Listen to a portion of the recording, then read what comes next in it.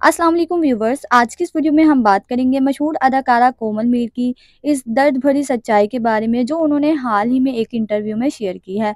कोमल मीर कहती हैं, जब मैं शोबिज़ इंडस्ट्री में आई तो मुझे बहुत ज़्यादा बॉडी शेमिंग का सामना करना पड़ा। सूखी, डंडा, हैंगर, ये खाती नहीं है, ये सब अल्फाज इनके लिए मजाक में भी कहे जाते।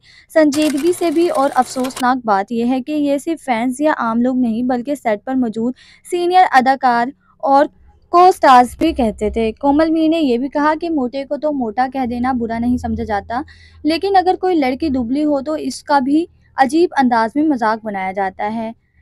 हैंगर पर कपड़े लटके हुए हैं, ये तो कुछ खाती ही नहीं है, ये वो जुमले हैं जो उन्हें बार बार सुनने पड़ते। कोमल कहती हैं कि ये सब बर्दाश्त करना आसान नहीं होता, खास तौर पर जब वो लोग आप पर तनकीद करें जिनके साथ आपको काम करना होता हो। उन्होंने अफसोस का इजहार करते हुए कहा, मुझे अब अंदाज़ा हो चुका है कि पाकिस्तान की शोबिज़ इंडस्ट्री एक अच्छी जगह ज़रूर है, मगर हर लड़की के लिए नहीं।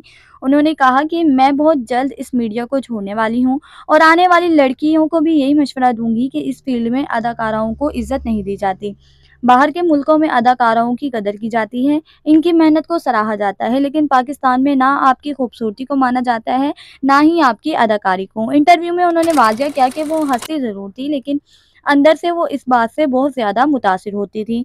चलें आपको कोमल मीर की ज़ुबानी ही सुना देते हैं कि उन्होंने किस तरह ये सब फेस किया और उनकी आवाज़ में छपी बेबसी को कैसे महसूस किया।